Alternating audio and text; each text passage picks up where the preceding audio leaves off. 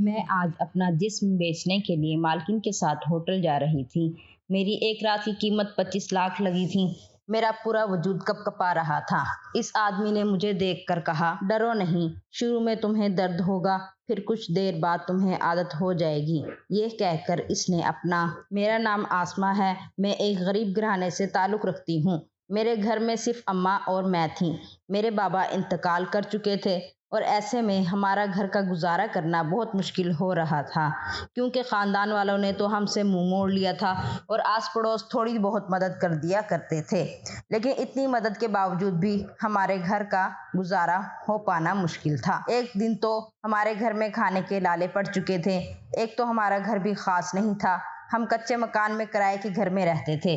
بابا جب تک اس دنیا میں تھے مجھے کسی بھی مشکل کا سامنا نہیں کرنے دیتے تھے، کیونکہ وہ میری ہر خواہش پوری کیا کرتے تھے۔ اب تو جیسے میرے بابا کے جانے کے بعد ہمیں بہت سی مشکلوں کا سامنا کرنا پڑ رہا تھا۔ پیسے اور کرایہ یہ سب ہم کہاں سے لاتے؟ اس لیے ماں نے یہ فیصلہ کیا کہ وہ بنگلے میں جا کر گھر کا کام کریں گی تاکہ کچھ پیسے کما کے ہمارے گھر کا گزارا ہو پائے۔ لیکن اماں مجھے سختی سے کہتی کہ تم گھر سے باہر قدم بھی مت رکھنا، کیونکہ یہ دنیا بہت ظالم ہے۔ تم تو بہت خوبصورت ہو، تمہیں دیکھ کر کسی کی بھی نیت خراب ہو سکتی ہے۔ ہاں، اماں کی بات سچی تھی، حالانکہ میں بہت زیادہ خوبصورت تھی۔ جو بھی مجھے دیکھتا وہ دیکھتا ہی رہ جاتا، کیونکہ میں ابھی جوان ہوئی تھی۔ جوانی کے دن تو ابھی ہی شروع ہوئے تھے، اس لیے اماں مجھے سختی سے گھر میں ہی رہنے کا کہا کرتی تھی۔ اب یوں اماں کے جانے کے بعد میں گھر میں تنہا رہتی تھی۔ اماں جب کام سے واپس گھر آئی تو ان کے ہاتھ میں ڈھیر سارے پیسے اور اتنا سارا کھانا دیکھ کر میں بہت خوش ہو گئی تھی، کیونکہ ابا کے جانے کے بعد تو اچھا کھانا کھائے بہت دن ہو چکے تھے۔ میں نے اور اماں نے ایک ساتھ بیٹھ کر پیٹ بھر کر کھانا کھایا۔ کھانا کھا کر ہم اللہ کا شکر ادا کرنے لگے، کیونکہ کھانا بہت ہی مزے کا تھا۔ اب روز یہی ہونے لگا تھا۔ ایک دن اماں کی طبیعت کافی بگڑ چکی تھی، اماں سے تو اٹھا بھی نہیں جا رہا تھا۔ پھر تھوڑی دیر بعد اماں کو خون کی الٹی ہوئی۔ یہ دیکھ کر میں حیران ہو گئی اور جلدی سے اماں کو لے کر ہسپتال چلی گئی۔ جب اماں کا چیک اپ کیا تو پتہ چلا کہ اماں کو بلڈ کینسر ہو گیا ہے۔ یہ سن کر آنکھوں سے آنسو گرنے لگے تھے اور آپریشن کے لیے بہت سارے پیسوں کی ضرورت بھی تھی۔ اتنے سارے پیسے میں کہاں سے لاتی؟ اماں کی تھوڑی بہت دوائی لے کر میں گھر آ گئی اور اماں کے بدلے کام کرنے چلی گئی۔ یہاں کی مالکن بہت ہی زیادہ خوبصورت تھی اور پھر بہت سارے زیورات پہنے رکھے ہوئی تھی۔ ایسے ہی میں ایک دن کچن میں کام کر رہی تھی، تب ہی مالکن کچن میں داخل ہوئی اور مجھے غور سے دیکھنے لگی۔ جب میری نظر مالکن پر پڑی تو مالکن کی نظریں میرے وجود سے آر پار ہو رہی تھیں۔ پھر ایک دم سے آگے بڑھی اور اپنے سونے کے قیمتی ہار نکال کر میرے گلے میں ڈال دیا۔ میں حیران نظروں سے مالکن کو دیکھنے لگی، تب مالکن کی اگلی بات سن کر میرے ہوش اڑ گئے تھے۔ کہنے لگی، یہ قیمتی ہار تمہارا ہو سکتا ہے، یہ ہار تمہارے لیے ہی بنا ہے، اگر تم چاہو تو یہ پہن سکتی ہو۔ تم بہت خوبصورت ہو، مجھے تمہارے جیسی ہی کم عمر خوبصورت لڑکی چاہیے۔ اگر تم میرا یہ کام کر دو گی تو یہ قیمتی خوبصورت ہار تمہارے نام کر دوں گی اور ساتھ میں 25 لاکھ روپے بھی دوں گی۔ اتنا سننا تھا کہ میری آنکھوں میں چمک آ گئی تھی۔ مجھے تو پہلے سے ہی اپنی اماں کے علاج کے لیے پیسے چاہیے تھے۔ مجھے یہ امید کی کرن نظر آ رہی تھی، لیکن اگلے ہی لمحے مالکن نے مجھ سے کہا کہ تمہیں ایک رات اپنا خوبصورت جسم بیچنا ہوگا۔ یہ سننا تھا کہ میرے جسم سے جان نکلتی محسوس ہو رہی تھی۔ مالکن کی یہ بات سن کر میرے اوسان خطا ہو گئے تھے۔ میں نے اپنے خواب میں بھی نہیں سوچا تھا کوئی میرے ساتھ اتنی گھٹیا بات بھی کر سکتا ہے۔ میں مالکن پر غصہ ہوتے ہوئے بولی، آپ یہ کیسی باتیں کر رہی ہیں؟ آپ کو شرم نہیں آتی ایسی باتیں کرتے ہوئے؟ پھر مالکن مجھ سے کہنے لگی، سوچ لو، صرف ایک رات کی قیمت 25 لاکھ روپیہ ہے۔ تم ساری زندگی بھی کام کرو گی تو بھی اتنے پیسے نہیں کما پاؤ گی۔ اتنی بڑی قیمت تمہیں کون دے گا؟ ایک رات میں ہی تم پیسے والی ہو جاؤ گی۔ شاید تم نے اتنے سارے پیسے اپنے خواب میں بھی نہیں دیکھے ہوں گے۔ مجھے سوچ کر جواب دینا، تم اتنی خوبصورت ہو، تمہیں تو جو کوئی بھی دیکھے گا تمہارا دیوانہ ہو جائے گا۔ ارے کچھ تو اپنی خوبصورتی کا فائدہ اٹھاؤ، میں ایسی لڑکی نہیں ہوں جیسا آپ سمجھ رہی ہیں، میں نے چلاتے ہوئے کہا۔ میں ایک شریف اور عزت دار گھرانے کی لڑکی ہوں، آپ اس کام کے لیے کوئی اور لڑکی ڈھونڈ لیجیے گا۔ اتنا کہہ کر میں دوڑتی ہوئی اپنے گھر واپس آ گئی۔ جب گھر پہنچی تو اماں چارپائی پر پڑی ہوئی تھی۔ دروازے کی کھٹکنے کی آواز سے اماں جاگ گئی تھیں اور مجھے اتنا پریشان دیکھ کر پوچھنے لگی، اسماء کیا ہوا ہے؟ اتنی پریشان کیوں لگ رہی ہو؟ کچھ بات ہوئی ہے کیا؟ میں ساری بات اماں کو بتانا چاہتی تھی، لیکن ان کی حالت کی وجہ سے خاموش ہو گئی اور تھوڑی دیر اماں کے پاس بیٹھ گئی۔ میں اماں کو اس حالت میں پریشان کرنا نہیں چاہتی تھی، اس لیے خاموش ہو گئی۔ پھر اماں سے کہنے لگی، کچھ بھی نہیں اماں، آپ پریشان مت ہو، تھوڑا کام زیادہ تھا مالکن کے یہاں، اس لیے کافی زیادہ تھک گئی ہوں۔ پھر اماں میرے سر پر سے ہاتھ پھیر کر کہنے لگی، میری بچی تم بہت معصوم ہو، تم اتنی سی عمر میں ہی کتنی مشکلوں کا سامنا کر رہی ہو، مجھے معاف کر دو میری بچی، میں وہ خوشی تمہیں نہیں دے پائی جو تمہارے بابا تمہیں دیا کرتے تھے۔ نہیں اماں، ایسی بات نہیں ہے، بس آپ ٹھیک ہو جائیں، آپ کا سایہ سلامت رہے مجھ پر۔ اتنا کہنے کے بعد میں کچن میں چلی گئی اور پھوٹ پھوٹ کے رونے لگی۔ کیسی قسمت تھی میری، ایک تو میری ماں بیمار تھی، دوسری طرف مالکن مجھ سے ایسی باتیں کر رہی تھی جس سے میری زندگی ہی برباد ہونے کو تھی۔ میں کیسے ان سب کا سامنا کروں گی؟ یا اللہ میری مدد کر، مجھے ان مصیبتوں سے نکال۔ یہی سوچتے ہوئے رات کا کھانا بنانے لگی۔ میں اور اماں ایک ساتھ بیٹھ کر کھانا کھانے لگے۔ کھانا کھانے کے بعد میں اماں کے پاس لگ کر سو گئی۔ رات کے 3 بجے اماں نے ایک خطرناک خون کی الٹی کی، خون سے منہ بھر چکا تھا۔ میں نیند سے اٹھ کر جب اماں کو دیکھنے لگی تو اماں فرش پر گری ہوئی تھی۔ یہ دیکھ کر میں نے چلانا شروع کر دیا۔ پڑوس میں ہی ایک آنٹی رہتی تھی، ایک وہی تھی جو ہر وقت ہماری مدد کیا کرتی تھیں، اور آنٹی اماں کو جگانے کی کوشش کر رہی تھی لیکن اماں اٹھ ہی نہیں رہی تھی۔ اماں کو دیکھ کر میرے ہاتھ پیر ٹھنڈے پڑ چکے تھے۔ آنٹی اور میں اماں کو لے کر ہسپتال پہنچے۔ اماں کو ایمرجنسی میں لے گئے تھے۔ اماں کو بلڈ کینسر ہونے کی وجہ سے بار بار خون کی الٹیاں ہو رہی تھیں، لیکن آج تو اماں کی طبیعت کافی زیادہ بگڑ چکی تھی۔ پھر اماں کے چیک اپ کے بعد ڈاکٹر نے آ کر ایسی بات کہی جسے سن کر میری جان نکل گئی۔ ڈاکٹر نے کہا اگر جلد سے جلد ان کا آپریشن نہیں کیا تو یہ اپنی جان سے ہاتھ دھو بیٹھیں گی، اس لیے جلد سے جلد 15 لاکھ کا انتظام کر لیں۔ کل ہی ان کا آپریشن کرنا پڑے گا، نہیں تو ان کی جان بھی جا سکتی ہے۔ اتنا سننے کے بعد میری آنکھوں میں آنسو آ گئے تھے۔ میں وہیں بینچ پر بیٹھ کر پھوٹ پھوٹ کر رو رہی تھی۔ آنٹی مجھے تسلی دینے لگی تھی۔ میں اپنی اماں کو ہرگز بھی کھونا نہیں چاہتی تھی، کیونکہ میری اماں کے علاوہ اس دنیا میں میرا تھا ہی کون۔ میں کسی بھی حال میں اماں کو کھونا نہیں چاہتی تھی۔ اماں کو بچانے کی خاطر میں کسی بھی حد تک جا سکتی تھی۔ اماں کو بچانے کے لیے چاہے مجھے اپنا جسم ہی بیچنا کیوں نہ پڑے۔ یہ سوچ کر میں مالکن کے گھر کے لیے نکل پڑی۔ گھر پہنچتے ہی مالکن مجھے دیکھ کر حیران ہو گئی تھی۔ شاید اسے یقین نہیں ہو رہا تھا کہ میں دوبارہ اس کے گھر میں قدم بھی رکھوں گی، لیکن میں بھی کیا کرتی، میں بہت زیادہ مجبور ہو چکی تھی۔ میں کسی بھی حال میں اماں کو کھونا نہیں چاہتی تھی، اس لیے مالکن کی بات ماننے کے علاوہ میرے پاس کوئی دوسرا راستہ نہیں تھا۔ خاندان والوں نے تو ہم سے کب کا منہ موڑ لیا تھا، مجبوراً اب مجھے مالکن کے آگے ہی ہاتھ پھیلانا پڑا۔ مجھے دیکھ کر تھوڑا بہت مالکن چونکی تھی، لیکن مالکن کے چہرے پر تھوڑی سی مسکراہٹ پھیل گئی تھی۔ مالکن مجھے پیسوں کی سخت ضرورت ہے، میری اماں زندگی اور موت سے لڑ رہی ہے، مجھے اماں کے علاج کے لیے پیسے چاہیے، اس لیے میں آپ کی بات ماننے کے لیے تیار ہوں۔ یہ سن کر مالکن بہت خوش ہو گئی اور ایڈوانس میں مجھے 15 لاکھ بھی دے دیے تھے۔ ان پیسوں کو دیکھ کر میرے ہاتھ پیر کانپ رہے تھے، کیونکہ میں ان پیسوں کو پانے کے لیے اپنی زندگی داؤ پر لگانے کا فیصلہ کر چکی تھی۔ اب مالکن سے وہ پیسے لے کر میں نے وہ پیسے آپریشن کے لیے ہسپتال میں جمع بھی کروا دیے تھے۔ اماں کو بچانے کی خاطر میں اپنے جسم کا سودا کرنے چلی تھی۔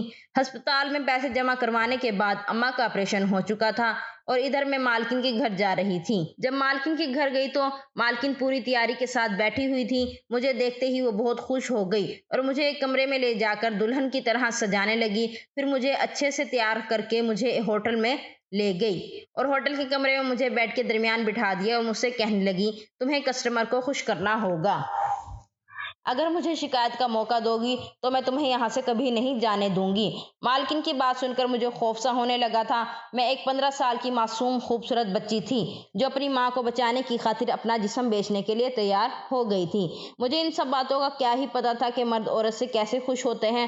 میں تو یہاں پر بیٹھی آنسو بہا رہی تھی۔ مالکن تو مجھ پر رحم کرنے سے رہی تھی، اس لیے مجھے سختی سے کہہ کر چلی گئی کہ رو رو کر اپنا میک اپ اور حالت خراب مت کر لینا، ورنہ تمہیں تو پتا ہے میں تمہارے ساتھ کیا کر سکتی ہوں۔ میرے ہاتھ پیر کانپ رہے تھے، میرا وجود ٹھنڈا پڑ رہا تھا، میرے جسم میں طاقت ہی نہیں تھی کہ میں کہیں سے اس آدمی کے سامنا کر پاتی۔ مجھے تو پوری دلہن کی طرح سجا دیا تھا۔ میں بیڈ پر بیٹھی اپنی قسمت پر آنسو بہا رہی تھی، اپنی زندگی برباد ہونے کا انتظار کر رہی تھی۔ تبھی ایک آدمی کمرے میں داخل ہوا۔ اسے دیکھ کر تو میری چیخیں نکل گئی تھیں، کیونکہ وہ دیکھنے میں اتنا بھیانک تھا کہ اسے دیکھتے ہی چیخ نکل گئی۔ وہ میرے قریب آیا اور اس کی آنکھیں اتنی بڑی بڑی تھیں اور لال انگارہ ہو رہی تھیں اس کی آنکھوں کو دیکھ کر میں خوف سے کانپ رہی تھی اور اس کا رنگ بالکل کالا تھا۔ چہرے پر شیطانی مسکراہٹ لیے آگے بڑھ رہا تھا۔ میں اس کے آگے ہاتھ جوڑنے لگی، منتیں کرنے لگی۔ وہ مجھ سے کہنے لگا، تم تو بہت خوبصورت ہو، میرے سامنے رونا نہیں، میں تمہیں رونے کے لیے نہیں 25 لاکھ دے رہا، اگر تم اس طرح روتی رہو گی تو میں تم سے زبردستی کروں گا، مجھے خوشی خوشی اپنا آپ حوالے کرو۔ یہ سن کر میں اس آدمی سے کہنے لگی، پلیز انکل، مجھے یہ سب نہیں پتا، میں صرف اپنی ماں کی جان بچانے کی خاطر یہ سب کیا ہے۔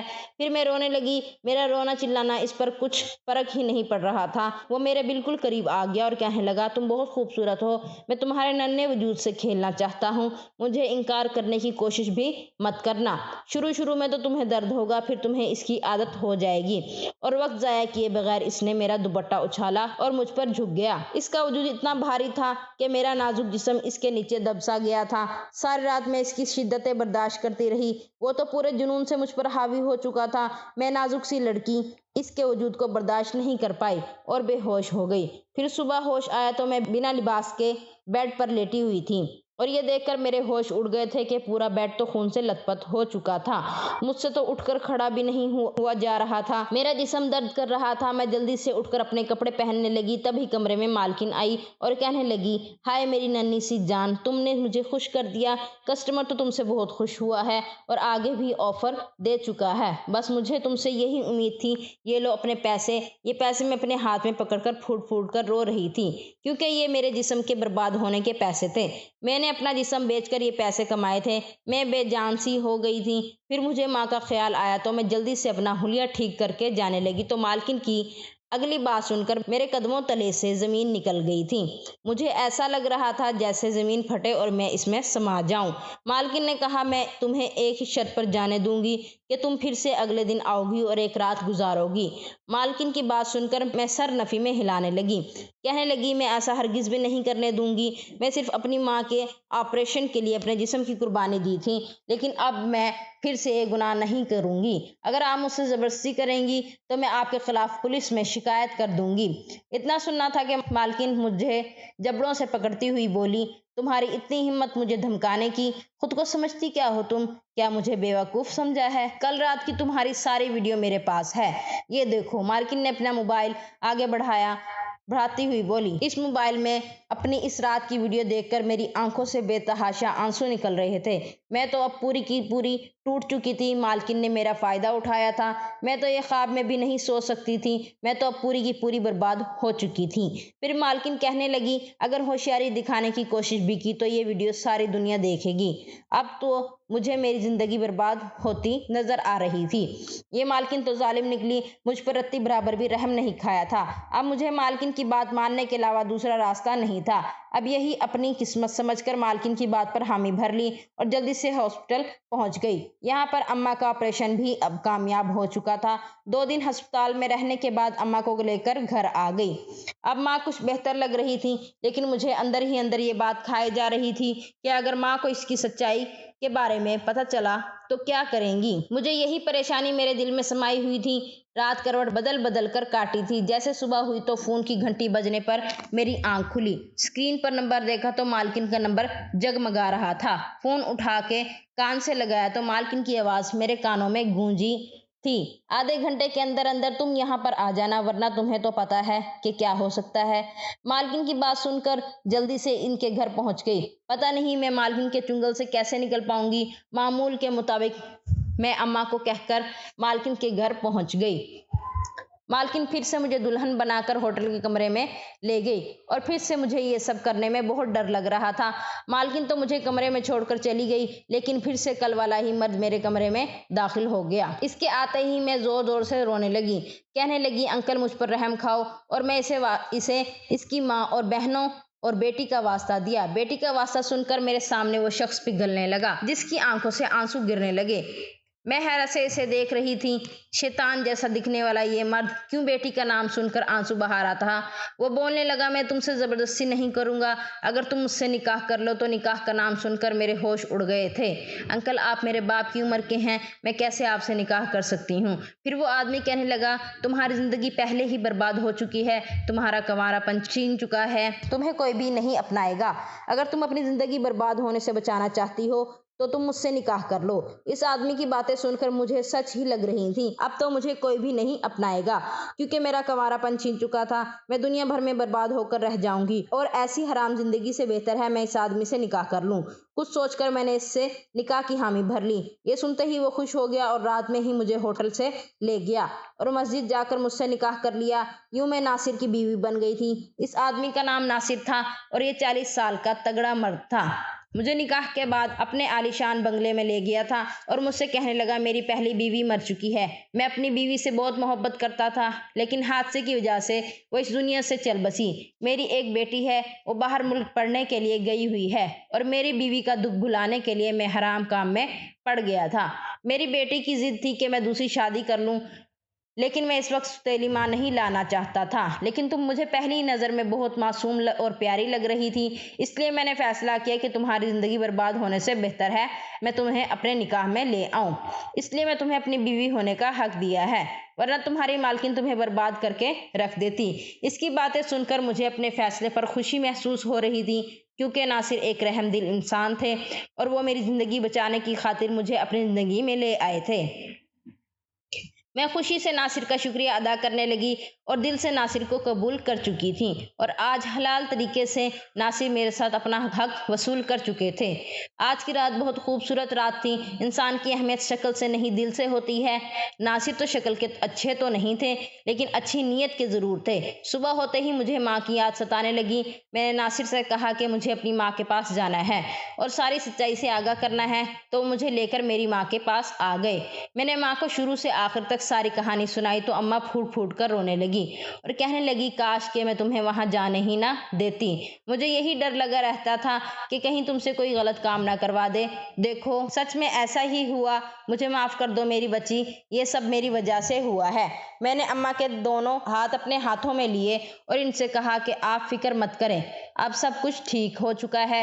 ناصر میری زندگی میں آ چکے ہیں، کیونکہ ناصر اور میرا نکاح ہو چکا ہے۔ ناصر نے مجھ سے نکاح کر کے میری زندگی بچائی ہے۔ یہ سب سن کر اماں ناصر کو کہنے لگی میں تمہارا یہ احسان کبھی نہیں بھول پاؤں گی۔ ناصر میری ماں کو بھی اپنے ساتھ لیے بنگلے میں آ گئے۔ بہت اچھی طرح زندگی گزرنے لگی، لیکن میرے دل میں یہ ایک ڈر تھا کہ وہ رات والی ویڈیو کہیں وائرل نہ کر دے۔ یہ بات جب ناصر سے کہی تو ناصر مسکرائے اور کہنے لگے تمہاری مالکن ایسا ہرگز بھی نہیں کر سکتی، کیونکہ میں ایک پولیس والا ہوں اور تمہاری مالکن کو یہ سب پہلے سے ہی پتہ ہے، اس لیے وہ ویڈیو وائرل کرنے کا سوچ بھی نہیں سکتی۔ ناصر کی بات سنتے ہی میں حیران ہوئی، کیا ناصر سچ میں پولیس والے تھے؟ میری شادی ایک پولیس والے سے ہوئی تھی۔ یہ سوچ کر میں بہت خوش ہونے لگی اور اللہ سے شکریہ ادا کرنے لگی کہ مجھے ناصر جیسا مرد ملا ہے۔ میں اب اپنی قسمت پر رشک کرنے لگی تھی اور میری ماں بھی بہت خوش تھی۔ اب میں ناصر کے ساتھ اچھی زندگی گزار رہی تھی۔ پھر ایک دن مجھے اور ناصر کو یہ خوشخبری ملی، وہ یہ کہ میں امید سے ہو گئی تھی۔ پورے 9 ماہ بعد میرا بیٹا اس دنیا میں آیا تھا۔ ناصر تو بہت خوش ہوئے اور پورے محلے میں مٹھائی بانٹی، اور آج میں اور ناصر اور میرا بیٹا ایک اچھی شاندار زندگی گزار رہے ہیں۔